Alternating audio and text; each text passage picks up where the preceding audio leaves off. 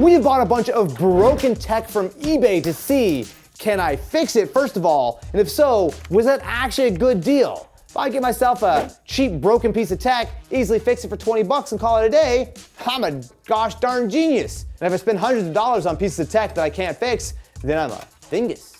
Oh God. So for context, I would consider myself to be fairly average when it comes to my repair skills. I know how to disassemble consoles, I know how to follow an iFixit guide.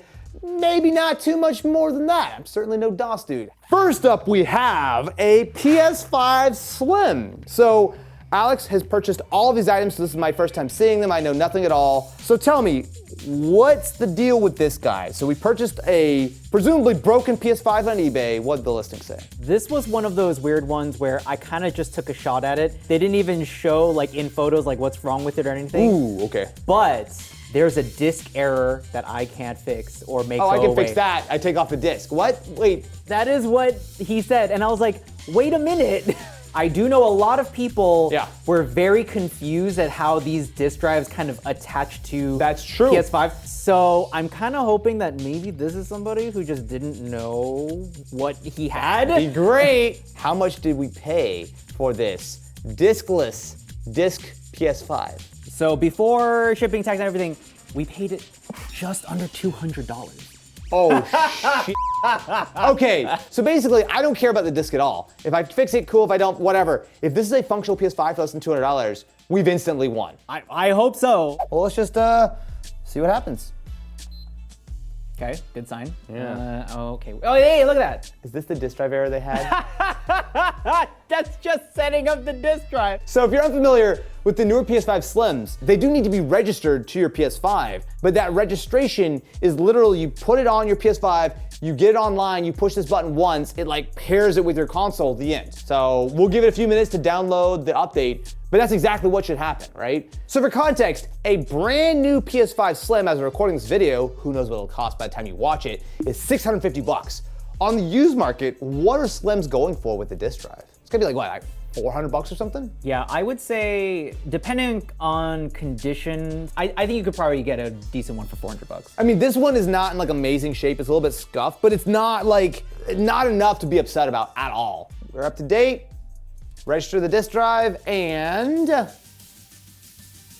Wow, it was that easy. All right, so we are installing the game via disk. I did actually log into my PSN account and it does seem to be functioning, but as long as it actually boots up and works, I mean, this is all looking great. Look at that French motherfucker.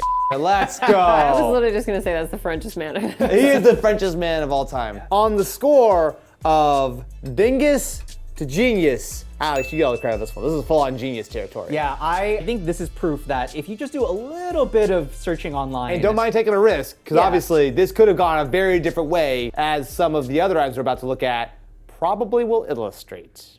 When it comes to making over 100 videos a year, idea is one of the things that I'm always in need of. So when Zapier reached out to sponsor this video, it was exactly what I was looking for. An easy way to organize the ideas that y'all give me from the comments. Last time I showed you the initial setup. Zapier is super simple. They're the glue between apps and workflows. They have an MCP server, which allows you to connect apps directly into Claude, ChatGPT, and more. Nothing happens without my permission. I can just open Claude, ask it to scan through the comments, and it pulls the top few ideas and drops them directly into Notion. A good example is this one. Remember those airline seats from Mystery Tech the other day? Well, a bunch of you asked me to make a broke versus pro with them, and that is a great idea. So thanks to Zapier, it's now an idea that's neatly loaded in Notion for the team to start putting together. You can do so much with Zapier, so definitely be sure to check them out to plug them into your own workflows, and thank you again to Zapier for sponsoring this video.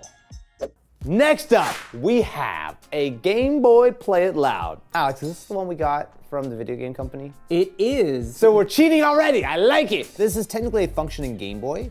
However, the screen looks bad. The screen lens is also like really scuffed.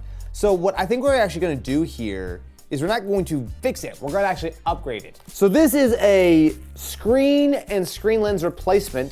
This was purchased from the Retro Game Repair Shop, which no affiliation, we paid full price for this, I think. Normally, I would recommend for you to follow tutorials. However, I'm built different.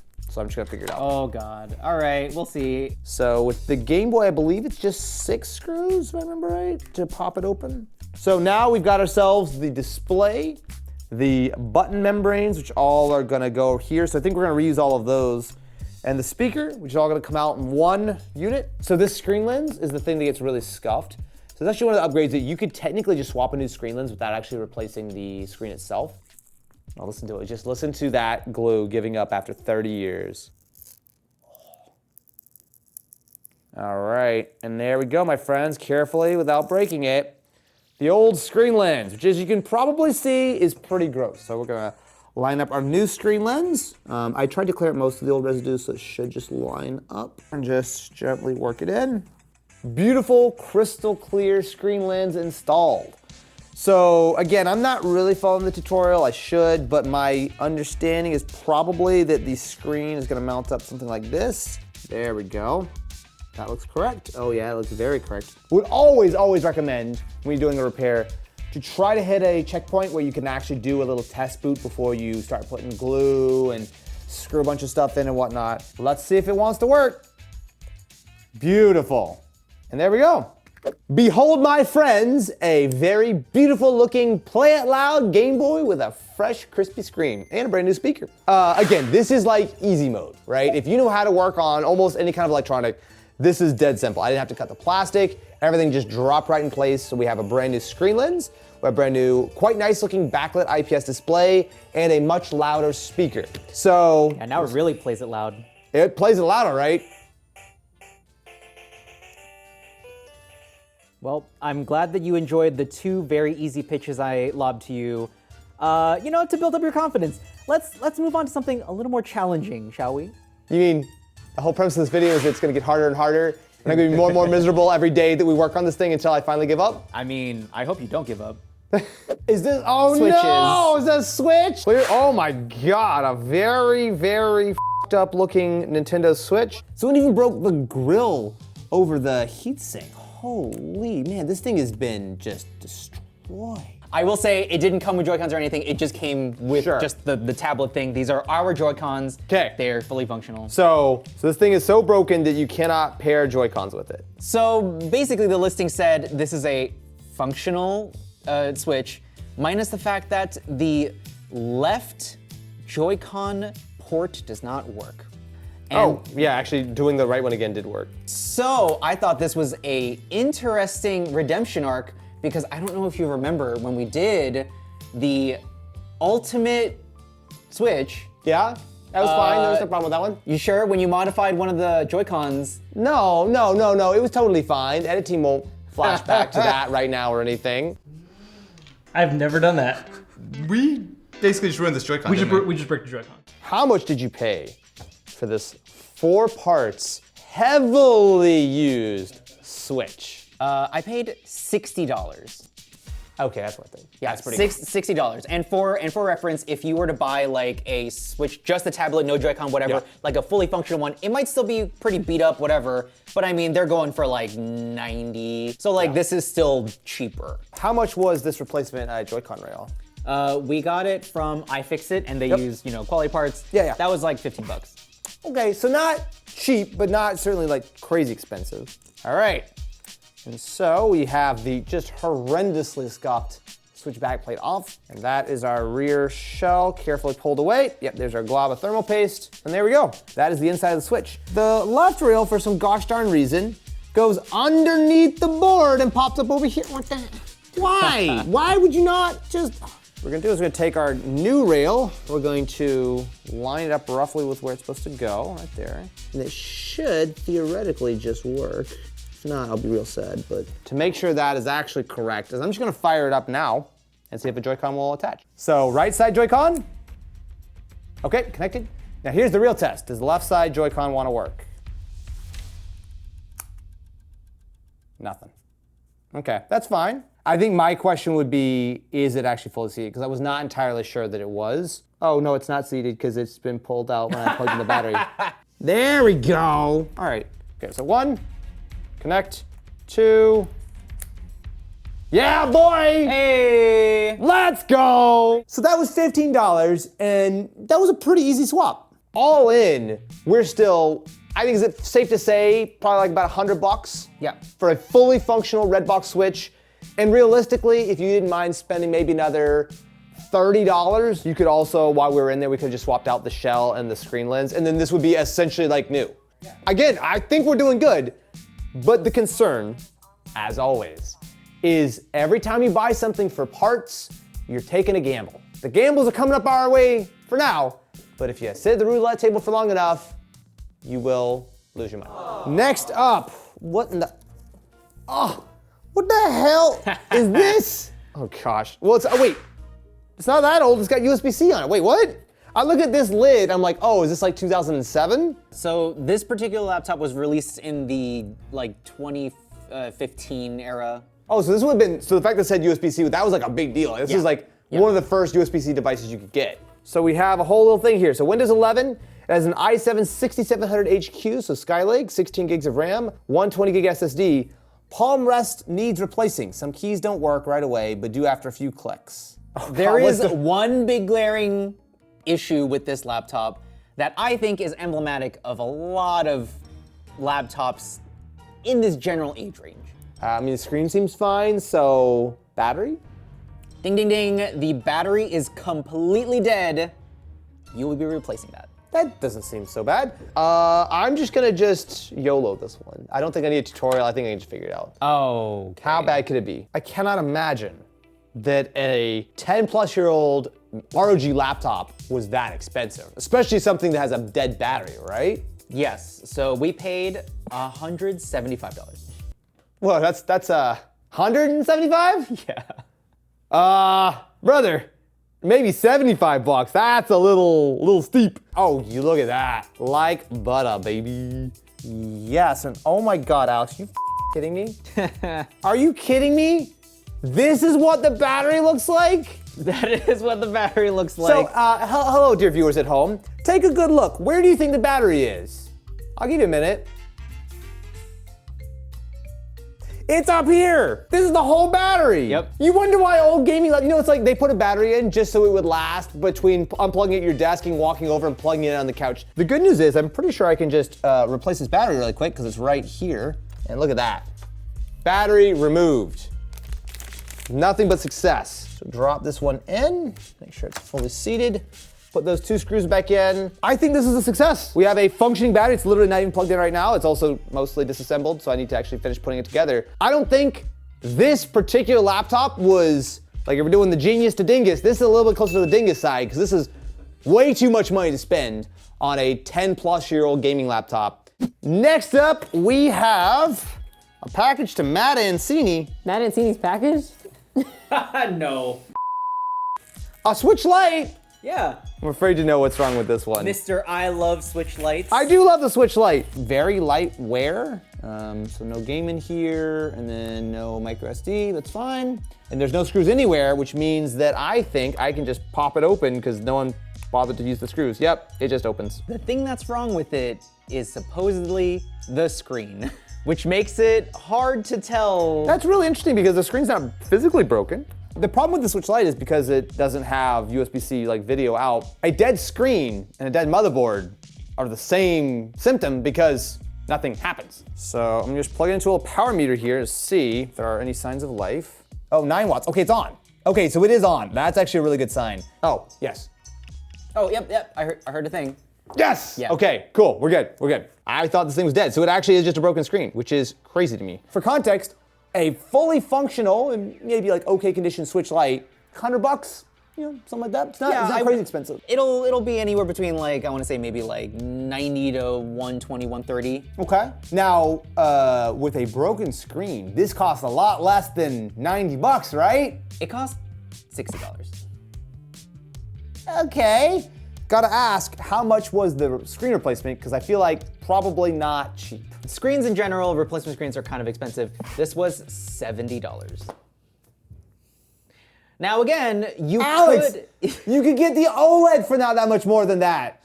Well, we have successfully disassembled our Switch and we found some new friends. Oh my God. So there's a whole family of little buggy bugs living in here. Oh my God, I'm out of here. So, now that we have fully disassembled the Switch Lite, it is time to install our brand new screen. I mean, that looks fine. I don't understand how it's gonna stick because there's no adhesive that it came with.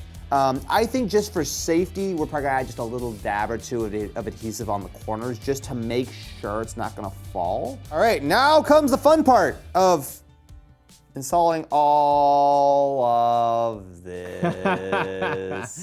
I think we're ready for a test boot. As you can tell, there's about a number of screws that are not quite installed yet, but that's fine. Most important thing is, does it boot? Does the screen function? What did I forget? Let's find out together, my friends. That's not great. Let me plug it in and see if it takes a charge, perhaps. And definitely see if you can still hear the beeps and boops, because maybe it's something else with the screen, you know? Oh, right. So I could have swapped the screen and realized that it was not the screen at all, and in fact, something much deeper. Oh. 8. I heard the button. 8. So clearly it's booted. Speakers work fine. The screen is completely dead. So we just swapped a perfectly working screen out of a Switch Lite, spent $75 on a brand new screen. I spent 2 hours swapping it in just to find out that that was not the problem. That the actual problem is that the Switch Lite, the video connector, the bugs maybe, what if the bug got in there and like messed up the connector or something? I think this is a good example though of what kind of problems you can run into when you're trying to do something like this. You can get lucky like we have for the most part, but also you can very much get unlucky either with a product that is more deeply flawed than you thought, or just the simple fact that you could make a problem. I'm pretty sure though that this was not my bad, just because it is literally the exact same problem we had with the first screen, just with a whole bunch of money down the drain and a real sad Austin fully on the dingus scale. I've been dingused. I am a dingus. What do we got next? An iPhone 12. Correct. This doesn't scare me. Oh, I've opened okay. iPhones before. We did a whole video on Apple's self-service repair. But okay, what's the problem with this one? Is it screen looks okay? Boot? One of the most common issues ever, it's got a degraded battery. Now, if you take this to the Apple store, you're paying $100 for this battery swap, something like that, I think? Yeah, you're basically paying $100 out of pocket. Okay, so first question, how much do we pay for our iFixit iPhone 12 battery? So because we bought it through iFixit, it's a whole like kit, it's $46. Oh, is it really? Yeah, oh, so okay. they do give you like little tools, they do give you all that stuff, sick. so it's a battery, all that stuff. Although they do sell it in this battery-only kit. They do sell it as a battery only. So if you wanted to buy it from iFixit specifically, it's $40. Okay, so we have ourselves the battery itself. They also very thankfully give us a new adhesive. The only other thing that I would recommend is having a heat gun. This adhesive is gonna require a little bit more heat than the Switch did. You know, they really wanted this thing to be waterproof. Which is fine. The thing is though, while I would not really trust the waterproofing after you do something like this, the adhesive will actually get you most of the way there. So at this point, I think we can start just peeling the whole thing up. There we go, look at that. Now that screen is fairly strong, but you don't wanna put too much pressure on it. And now it is time to remove the battery. So the way to do this, unfortunately, is just to twist and pull. The thing is that you wanna make sure you get the whole tab. And you see I'm just twisting and pulling. Now, unfortunately, there are 4 tabs. So again, a couple of the tabs get close, so sometimes you grab them both. I got both tabs up, look at that. Wow, look at you. Is something finally going my way today? Yes! That's friggin' dope, dude. I'm actually really happy about that. Well, at this point, all I gotta do, where's my replacement battery? Oh, things were going so well. Wait, all right, my friends, let us replace our battery. Now, I just need to make sure that this cable bends. Yes, it will. That looks pretty good. So what I'm gonna do is, because that looks great, I'm just going to push it in place. Battery is installed! Woo! Now, how do I put the rest of the stuff in? Uh-oh. Remember the whole thing about these screws are really tiny, and you wanna be careful? Did you strip one? It got absorbed. It got absorbed? It got absorbed by the rest of the phone. Okay, so at this point, if I am not the world's biggest dingus, it should just turn on. Oh my God, I'm a goddamn genius. Woo! The only thing is, I think, if I remember right, they don't give you the percentage anymore, right? Yeah, so it says unknown parts, so it does not tell you the maximum capacity. Honestly, if you had an almost dead battery, not seeing the actual percentage is kind of no big deal. All right, well, I think we're pretty successful. Let me go ahead and zip this screen back on, and we'll see how well I actually did. Behold, my friend, a fully functional battery swapped iPhone 12. Don't look too close, it's totally fine. There's nothing to see here. No adhesive escaped the phone when I put it on. Don't worry about it. Anyway, what's the overall verdict here? All totaled across the entire video, yeah, we saved $135. Wait, that's it? Well, okay, it gets a little complicated. I saved a little bit of money on the iPhone. Yeah, you saved a little money on the iPhone. The DMG actually came out really nicely and I actually properly upgraded. Yeah, and PS5. you saved a little bit of money on the Switch. And the on OG the Switch. I think the real takeaway is investing in some parts to fix your own stuff makes sense. Buying stuff that's broken on eBay with the hopes of being able to fix it and sort of save yourself some money is possible, but you gotta really do your research and hope that you're feeling just a little bit lucky. Much like I'm feeling lucky enough to ask you to subscribe to the channel and ring that ding-a-ling button so you too can see your resident local ding-a-ling try to fix some shiny new tech or some not so shiny tech. I am a dingus.